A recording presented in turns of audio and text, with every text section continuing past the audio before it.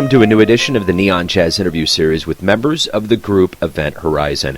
We caught up with them on June 11th, 2020 to talk about the history of their band, this brand new album, and a lot more during a very crazy COVID-19 time on the planet. So please get to know them and this album and enjoy the interview. All right, well, everybody, thank you for taking a minute out to talk to Neon Jazz today. I appreciate it. Well, we appreciate it, Joe. Yeah. So let's start off with the new CD. You guys, I want to hit this from two angles. First of all, you're releasing it during a pandemic. Second of all, which means that there's big people that are going to be able to listen to it that have more latitude, but you're not going to be able to do anything live. And then the artistic approach to it. So let's start with what was kind of the approach to this album. Well, obviously, releasing it during the pandemic is a drag. And we did think about it, but we'd been working on it for a while, and it was ready to go, and why hold on to it for who knows how long? It is depressing to not be able to play in front of people and to not have a release party and see people to hang out with and listen to, share the music with, because music is so interactive. It's very hard to have music without audience. I mean, the audience is a big part of the whole thing. But we decided to go ahead with it because we already have enough music for probably 2 more recordings. So why it didn't really make sense to hold on to it. Needed to be out there and so we could move on. So that's. Do you want to add anything, Scott, or? Well, it just we had like you said, we had all this material, and we don't know when there's going to be live gigs. So it's like let's just put it out there, and let people hear what we're doing. Yeah, and I guess the artistic. You want like an artistic history of it? Well, the approach to it, what your aim was, what you want the listener to get out of it. It's a really good question. We hope they like it. We hope that we want to. I think that all 4 of us, have got overlapping tastes, but very wide tastes in a wide variety of styles, and so we just wanted to explore the many different textures that you can get out of your, basically traditional quartet with.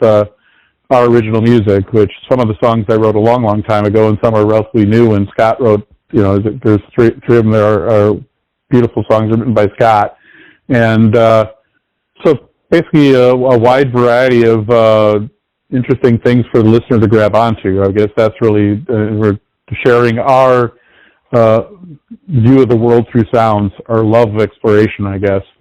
Yeah, it's also a nice document of a period of time. We had a regular gig at this one restaurant that closed down not too long ago. And anyway, we were able to really nurture a lot of this music, and it was kind of a document, that the recording is kind of a document of like this is a lot of what we did on this gig. This is a lot of what we put together. We really gelled a lot as a unit, and it was just a really joyous time. It was a great. Basically a residency at a club for almost 5 years. And we just had all this good stuff. It's like, let's put it out and see what people, how they like it. Yeah. So kind of like the restaurant closing down is kind of like closes a chapter. And so it kind of like was a nice ending point to put the record out. Well, how did you all get together? How long have you guys been around? What's been kind of the history of the band? Well, I put it together about 5 years ago, and we with the gig at this place called Hackney's on the southwest side of Chicago in Palos Park. I'd been writing music for years. I had a band that had a steady gig in Milwaukee for a long time before I moved to Chicago, doing some of my stuff, and I wanted to put a band together again to do that because I had spent 16 years playing with the Buckinghams and doing jobbing bands, and we all teach, and that slowed down, so it was like perfect time to put a band together to do more of the music that I enjoy doing the most, which is creative. I'm not dissing any of that because I like all different styles of music, but more of a creative and more stuff that more of my compositions. And I called my friends to do it. And Don, the bass player, has a recording studio in his basement, and so when I called him and said, "Hey, you want to do this thing with me?" And he said, "Jim," and I didn't know this. I've got to I record. That's what I do. And I did the Stoopy Happy Dance without showing it on the without him knowing. I go, "That's real cool." And then Scott's been a friend of mine for a long time, and so Scott joined, and then we had a different drummer for a while, and then when we find Rick, who had played with Donnie for many, many years, and I'd played some gigs with him, and I always loved the way things felt when Rick played. We had asked Rick to join the band, and probably after 8 bars playing with him the first time, we all looked at each other and said, "That's our Ringo," as it were, So. My name is Ringo, and I play the drums. Nice. So that's and Hackney's was really cool in that they allowed us to play whatever we wanted, and so we were able to. And you can go at things in many different ways, but you can take your tunes and then save your money and then hire the cats. Not that these guys aren't the cats, but hire the cats and then rehearse a couple times and record, or you can get some guys together and play the music for a while. And I found that the music is almost always like a completely different place after you've played it for a while.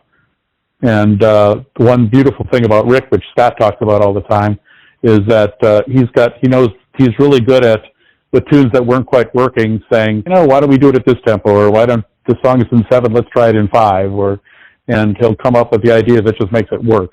Want to add anything to that, Scott? Yes, he has a Count Basie touch that way. There's lots of famous stories about Count Basie being like, little darling, let's take it a little slower, that sort of thing, And like Rick knows it's the perfect something to make every tune just like pop a little bit more. And he's just really intuitive. It's such a cool experience playing with Rick. I listened to the album and I listened to some of the interplay and I was like, man, just like certain things that just naturally happened that I didn't even realize we were doing, Yeah. And that's just the value of having a group like playing, regularly and just, really knowing those tunes inside out. No, I agree. I agree with you 100%, Jim, about getting a band together as compared to just a group of ringers. Ringers will play great, but they're not going to have the interplay that Scott's talking about. So I think the interplay with this kind of music is totally what makes it happen. So there you go. So you guys come to Kansas City, you guys play live. What's the show like? What's the crowd going to come away thinking after they see you live? They scream, "I love Ringo." And charge the stage.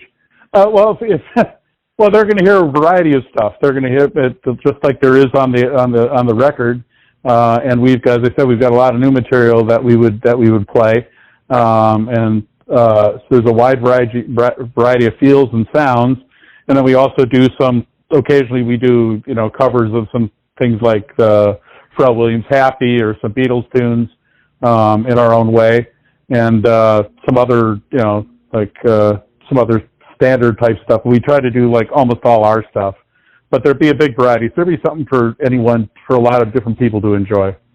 Yeah, I'd second that. I think we hit a lot of different beats as far as like the sort of stuff we do. And if you come to one of our gigs, you'll hear something that you like. It might be like the out tune, which we call Event Horizon. Could be a cover of something. Another thing is, Jim is really friendly and avuncular with the crowd. He has a connection with the crowds that I think really helps to bring people in. It's an underrated feature of our live show. I think a lot of times, there's kind of that fourth wall. It's like, okay, here's the band, and here's the crowd, and we're up here being hip, and you're doing your audience thing. Jim, I think, really is good about breaking down that fourth wall and creating connections with people on a personal level. He's not doing a therapy session necessarily, but, aside from musically maybe. But, it's a real warm sort of happening, and I think that's part of why we're successful in the gigs we've done over the years. Yeah, I do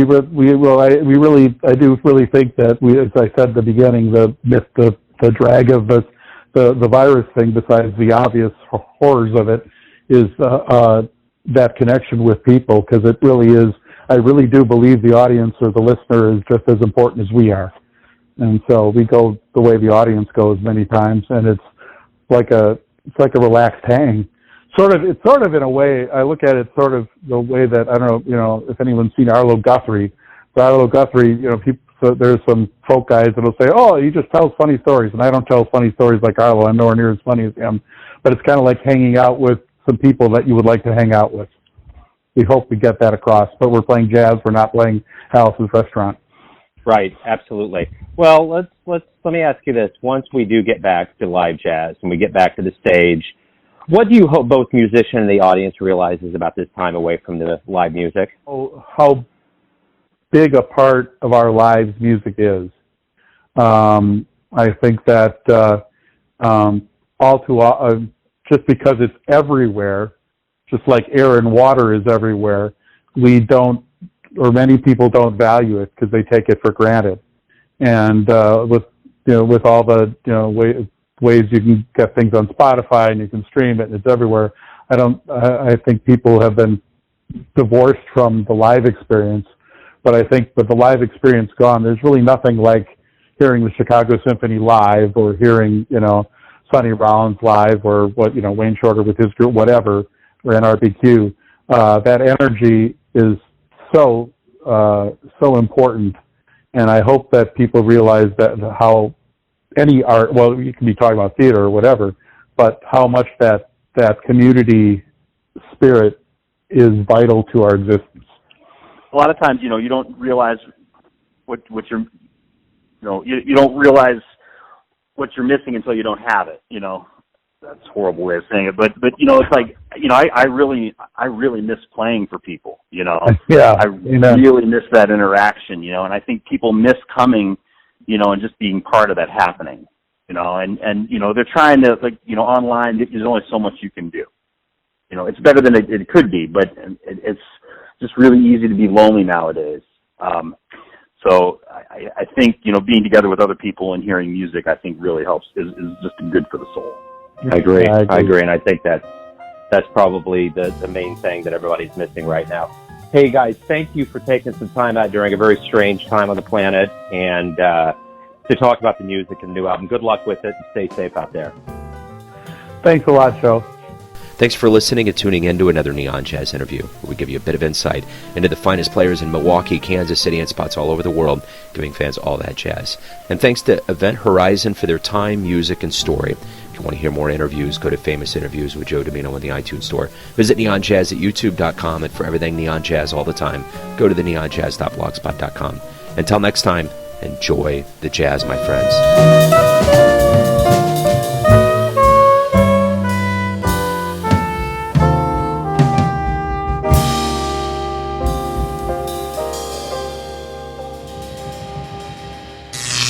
Neon Jazz.